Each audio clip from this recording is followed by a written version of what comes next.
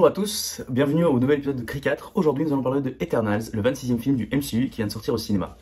Pour le pitch, donc en fait des êtres un peu mystiques, magiques, anciens sont tombés sur Terre, les Eternals, pour exterminer une race de super créatures monstrueuses qui s'appellent les Variants, qui sont là un petit peu pour détruire l'humanité.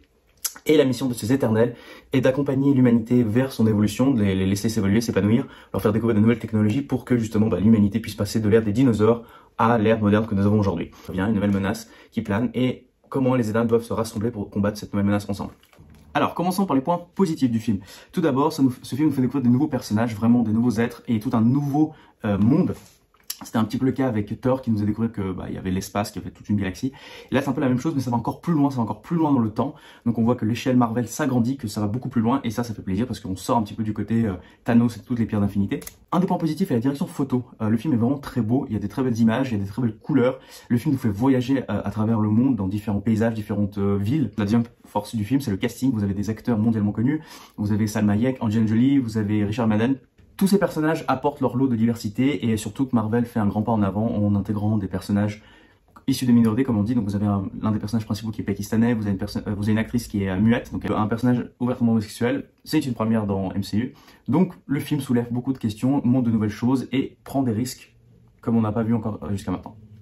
Au niveau des points négatifs, on va revenir sur le casting qui pose problème véritablement dans ce film, c'est que les personnages sont très mal exploités. On survole un petit peu leur personnalité, on survole leurs ambitions, on survole leur volonté, leurs envies, donc au bout de 2h40, on s'attache pas du tout au personnage. Le film est très mal écrit, mais vraiment très mal écrit, et on le voit dès la première minute du film. Le film commence par un texte déroulant. Donc dans un film de 2h40, quand on commence l'histoire par un texte déroulant, clairement tu dis les auteurs étaient juste flemmards parce qu'ils n'ont pas voulu écrire plus de 3 lignes. Le film est un petit peu rempli d'incohérences, scénaristiques et surtout incohérences par rapport à son casting. Exemple frappant, l'un des personnages est muet. Ok, c'est très bien, on intègre et tout, mais il ne sert à rien. Et dans le film on dit, on a réussi à créer des personnages, des êtres parfaits, des êtres sans défaut et tout. Ok, alors pourquoi tu as créé un personnage muet? Il n'y a pas de cohérence. Ils n'ont pas réussi à faire d'une diversité un point fort du film. C'est ce que je reproche, c'est qu'à un moment donné, vous avez un personnage qui est pakistanais, qui est à fond dans le Bollywood.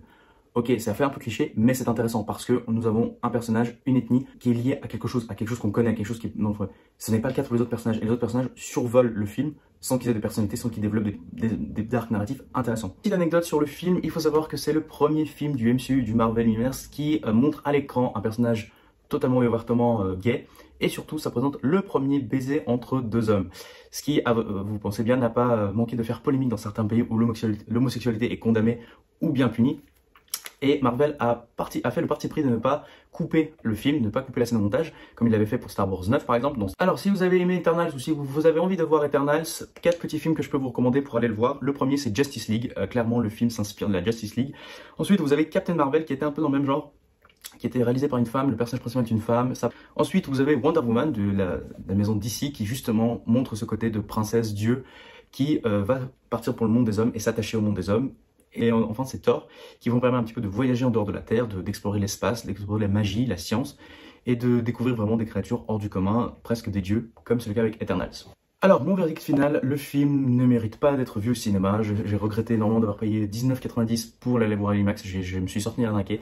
C'est un film Disney+, vraiment attendez un petit peu qu'il sorte et regardez à la maison avec une bonne pizza et des copains. Le film est beaucoup trop long, mal exploité, mal géré. Ce n'est pas un mauvais film, ça c'est le cas, c'est pas un mauvais film, mais il pose énormément de défauts. Et personnellement, l'écriture, le fait que rien n'est développé, on touche un peu du doigt, mais rien n'est développé pose un énorme problème.